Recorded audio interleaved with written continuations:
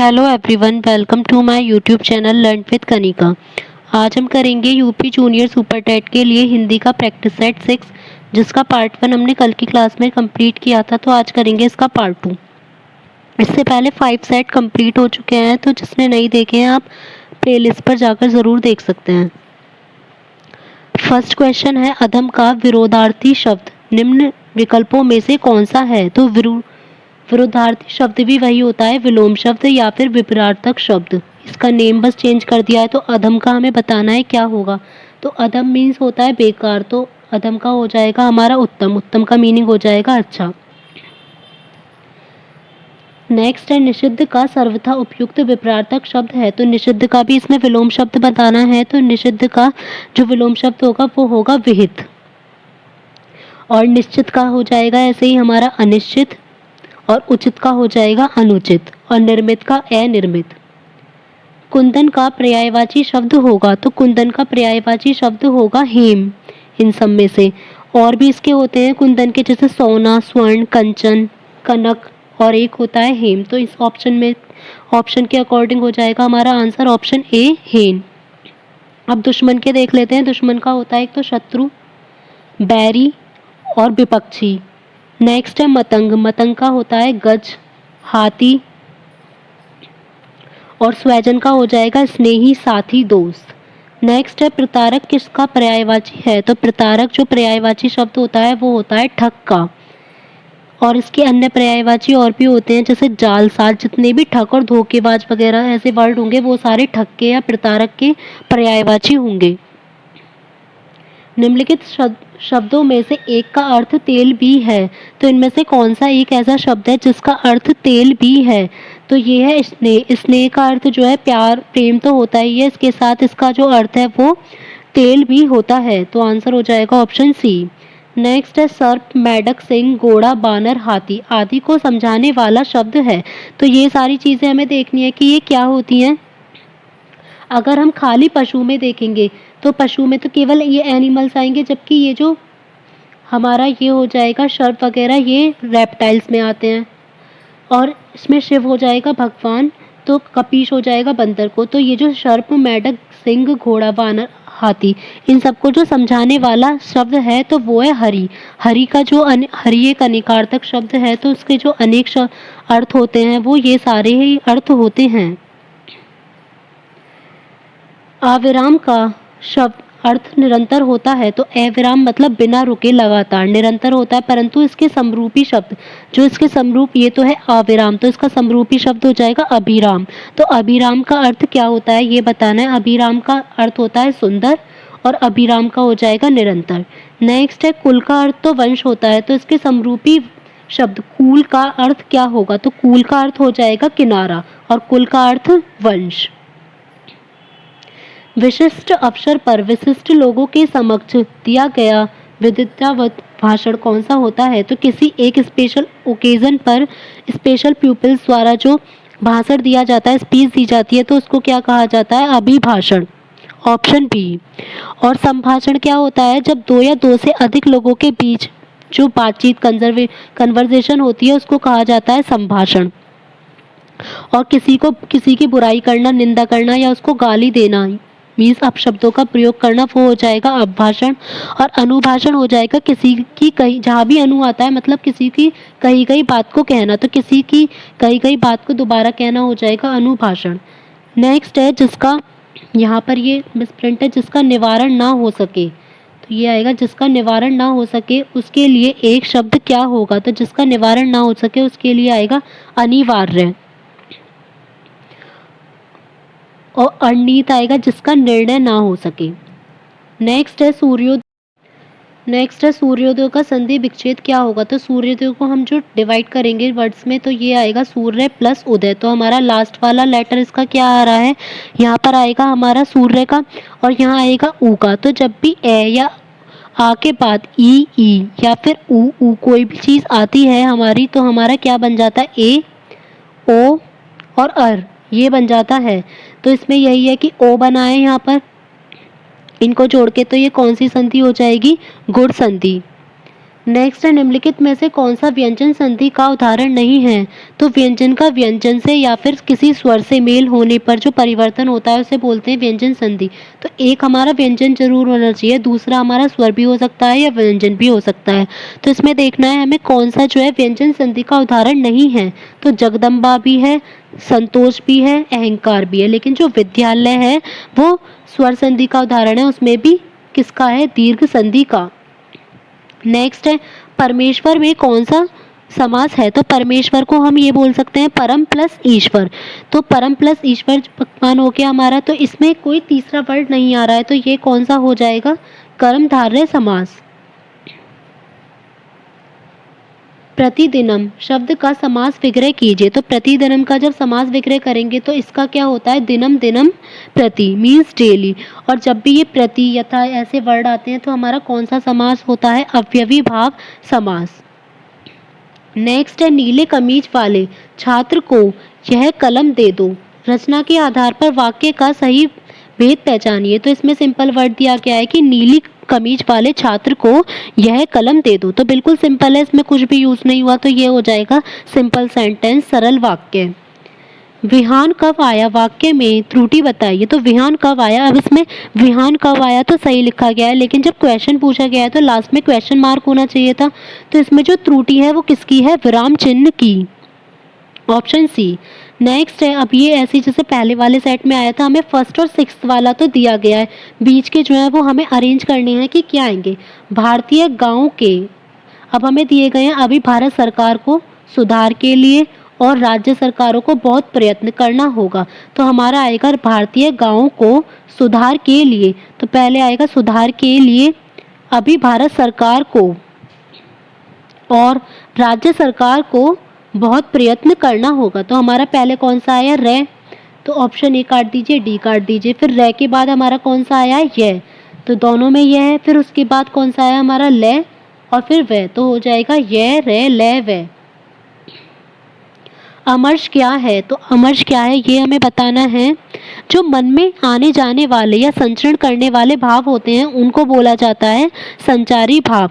तो जो अमर्ष है ये भी एक टाइप का संचारी भाव ही होता है।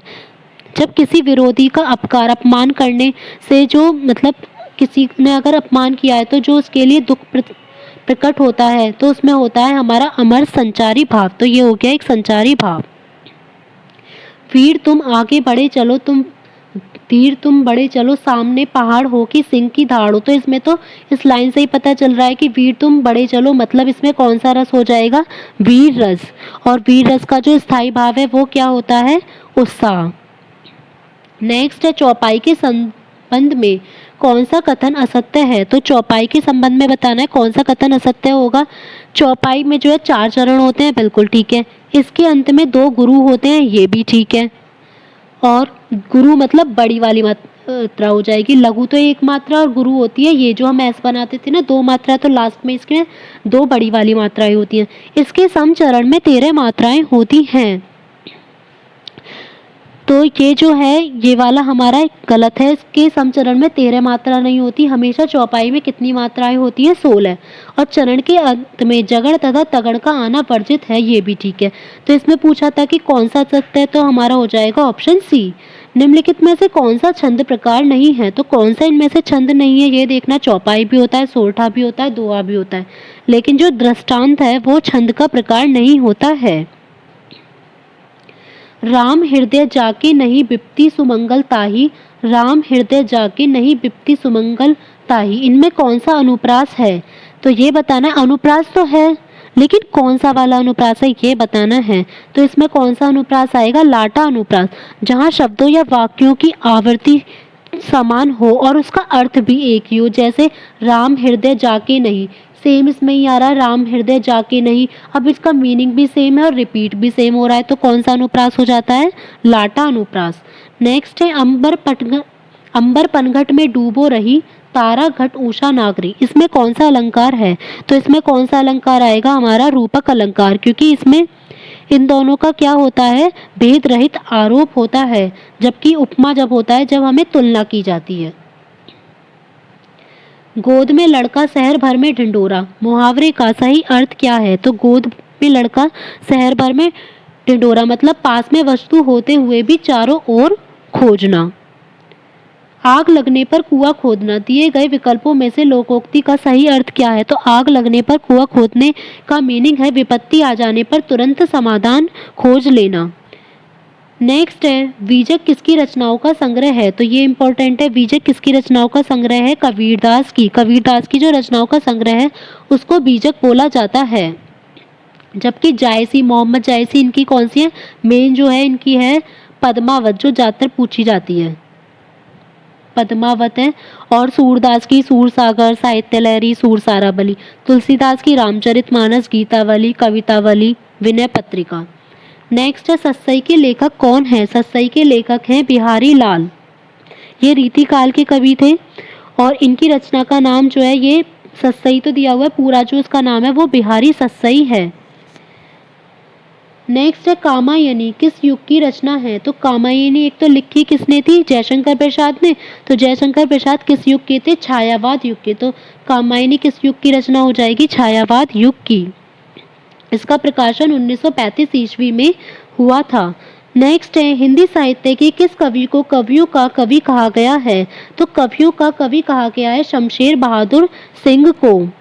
और ये जो अज्ञेय थे इन्होंने कहा था शमशेर सिंह बहादुर को कवियों का कवि। नेक्स्ट है आग की हंसी उपन्यास के लिए किस साहित्यकार को सन 2015 के साहित्य अकादमी पुरस्कार से सम्मानित किया गया? तो आग की हंसी उपन्यास, ये बताना है हमें, पहले तो ये पता होना चाहिए किसने लिखा है। तो ये किसका उपन्यास है? रामदरस मिश्र का। इन्हें 2015 में साहित्य अकादमी पुरस्कार से सम्मानित किया गया। एक दिन बैठे बैठे यह बात अपने ध्यान में चढ़ी कि कोई कहानी ऐसी कहिए जिसमें हिंदवी छुट और किसी बोली का पुट ना मिले।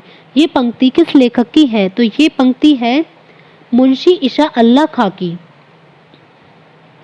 देवदास उपन्यास पर 3 बार फिल्म बन चुकी है। उपन्यासकार का नाम क्या है ये हमें बताना है। तो देवदास उपन्यास पे ये पूछ सकते हैं कितनी बार फिल्म बन चुकी है? 3। इस उपन्यास के जो लेखक हैं वो हैं शरद चंद्र चट्टोपाध्याय। टेढ़े मेढ़े रास्ते उपन्यास किस साहित्यकार की रचना है? टेढ़े मेढ़े रास्ते जो है ये उपन्यास है किसका? भगवती चरण वर्मा का। Option D. लज्जा किस लेखक या लेखिका की कृति है? तो लज्जा है उपन्यास की इनकी लेखिका है तस्मीला नसरीन। ये बांग्लादेश की लेखिका हैं। नेक्स्ट है आधे अधूरे किस विधा की रचना है? तो आधे अधूरे क्या है? नाटक है। और ये नाटक किसका है? मोहन राकेश का। तो ये भी याद रखना है किसका है और क्या है, ये नाटक है। नेक्स्ट है भारत में मार्क्सवादी चिंतन परंपरा और समालोचना के समर्थ प्रवक्ता कौन है? कौन है ये बताना है। डॉक्टर नगेंद्र या फिर है रामविलास शर्मा या डॉक्टर भास्कर या डॉक्टर चिन्मय।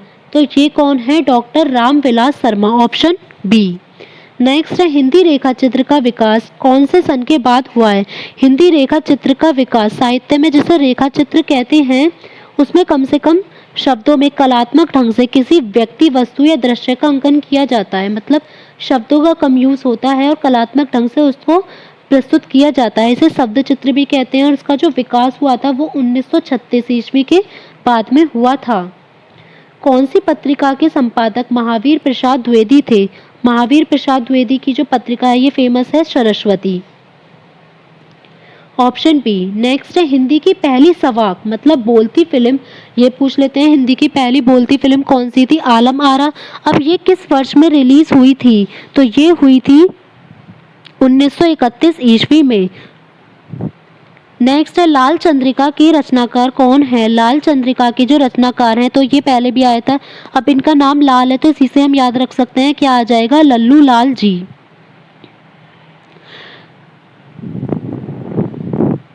निम्नलिखित में से रचनाकार और रचना की दृष्टि से कौन सा विकल्प गलत है ये बताना है। तो सुरेंद्र वर्मा, ये बिल्कुल ठीक है। सुरेंद्र वर्मा का क्या रचना है? 8वां सर्ग। फिर भीष्म साहनी, इनकी सही है हानुस। शंकर शेष, इनकी भी सही है एक और द्रोणाचार्य। लेकिन ये जो है धर्मवीर भारती, ये अंधा कुआं नहीं है, ये अंधा क्या है? युग। तो इस वजह से ये गलत हो जाएगा। अंधा कुआं नहीं है, अंधा युग है। तो कौन सा विकल्प गलत है? Option D. नेक्स्ट है फ्राइड के मनोविज्ञान से प्रभावित उपन्यासकार कौन से हैं? तो फ्राइड जो है वो मनोविज्ञान से रिलेटेड थे, तो ये बताना है उनसे प्रभावित जो उपन्यासकार थे वो कौन थे? अज्ञेय। रक्षाबंधन कहानी के लेखक कौन है? रक्षाबंधन कहानी के लेखक हैं Vishambhar Nath Sharma Kaushik, option C. Next है अर्धनारीश्वर निबंध संग्रह की रचना का क्या नाम है? अर्धनारीश्वर निबंध संग्रह के रचनाकार हैं रामधारी सिंह दिनकर, ऑप्शन बी। कलम का सिपाही का लेखक कौन है? नेक्स्ट है कलम का सिपाही का लेखक कौन है? जो कलम का सिपाही है ये प्रेमचंद्र जी की जीवनी है जिसे उनके पुत्र अमृत राय ने लिखा था। तो यह पूछा गया है कि किसका कौन लेखक है, तो अमृत राय। अगर ये पूछा जाए कि किसकी जीवनी है तो आता हमारा प्रेमचंद। नेक्स्ट अब गद्यांश को पढ़ के हमें क्वेश्चन का आंसर देना है। पहले क्वेश्चन देखते हैं, अनुच्छेद के आधार पर क्या कहा जा सकता है कि गांव में नकारात्मक परिवर्तन भी हुए हैं, समस्त परिवर्तन सकारात्मक है, बीमारी और अज्ञान भी है और लोग अशिक्षित और अज्ञानी ही हैं। तो ये हम पैराग्राफ में देखते हैं कि क्या आएगा हमारा।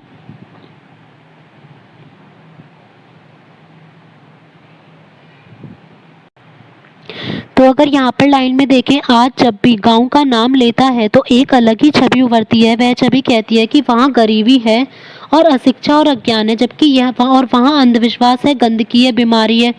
तो हमें ये विचार करना है कि ये सच है या नहीं। क्या हमारे गांव ऐसे ही थे जैसे आज हैं, और जो गांव की दुर्दशा हुई है उनके लिए कौन जिम्मेदार है? तो ये सिर्फ हमें लगता है कि वहाँ पर केवल गरीबी है, अशिक्षा और अज्ञान ही है और अंधविश्वास ही है।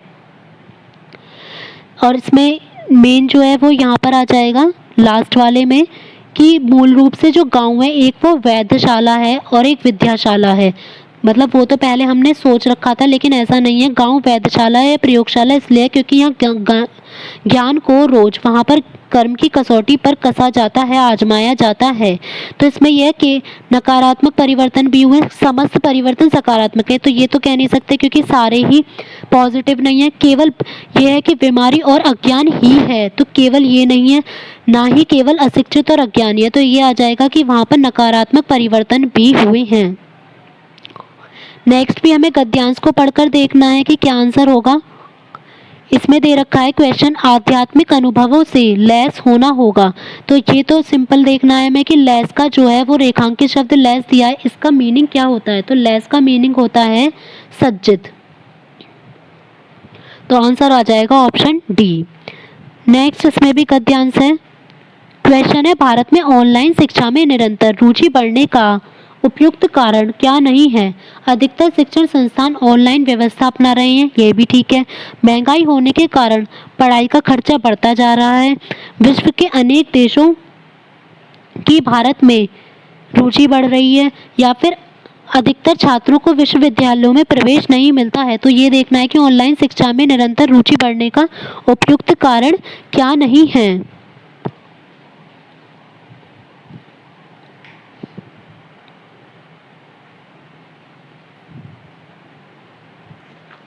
तो इसका रीज़न आ जाएगा, यहाँ पर दे रखा है कि ऑनलाइन एजुकेशन के प्रति लोगों में बढ़ता उत्साह देखकर कहा जा सकता है कि भारत में इसका भविष्य उज्ज्वल है। इसका कारण है कि अब अधिकतर शिक्षण संस्थान इस व्यवस्था को अपना रहे हैं। यही था फर्स्ट वाला, तो ये भी ठीक है। और पढ़ाई का बढ़ता खर्च और किसी भी प्रोफेशनल कोर्स की डिग्री प्राप्त करने के लिए कॉलेजों का चुनाव, प्रवेश परीक्षा, फिर एक साथ मोटी फीस चुकाना युवाओं की बढ़ती संख्या के लिए काफ़ी मुश्किल हो रहा है। और केवल 12% छात्रों को ही विश्वविद्यालय में प्रवेश मिलता है। तो इसमें देखते हैं अब ऑप्शन में, तो फर्स्ट है हमारा अधिकतर शिक्षण संस्थान ऑनलाइन व्यवस्था अपना रहे हैं, ये भी ठीक है। महंगी पढ़ाई होने के कारण, ये भी ठीक है। और अधिकतर छात्रों को विश्वविद्यालय में प्रवेश नहीं मिलता, ये भी ठीक है। तो हमारा गलत ऑप्शन हो जाएगा ऑप्शन सी कि विश्व के अनेक देशों की भारत में रुचि बढ़ रही है। नेक्स्ट में है कि विचार शब्द में एक प्रत्यय लगाने से कौन सा शब्द बनेगा? तो ये तो बिना गद्यांश के देखना है हमें। अगर हम विचार में एक प्रत्यय लगा देंगे तो क्या बन जाएगा? वैचारिक, ऑप्शन ए। नेक्स्ट है, पेड़ पौधे हमें क्या नहीं देते हैं? तो पेड़ पौधे हमें क्या नहीं देते? भोजन, ऑक्सीजन, हरियाली या जल। तो भोजन देते हैं, ये हमें पता है। ऑक्सीजन भी देते हैं, हरियाली भी देते हैं, लेकिन जल जो है वो पौधों से हमें नहीं मिलता है। तो आंसर हो जाएगा ऑप्शन डी। अगर आपको क्लास अच्छी लगी हो तो वीडियो को लाइक एंड शेयर ज़रूर करें और साथ ही चैनल पर अगर नए हैं तो चैनल को सब्सक्राइब करना ना भूलें। साथ ही आप बेल आइकन प्रेस कर सकते हैं ताकि आपको वीडियो का नोटिफिकेशन अपलोड होते ही मिल जाए। और कमेंट बॉक्स में ज़रूर शेयर करें कि आपको क्लास कैसी लगी और आपका स्कोर कैसा रहा। Thank you.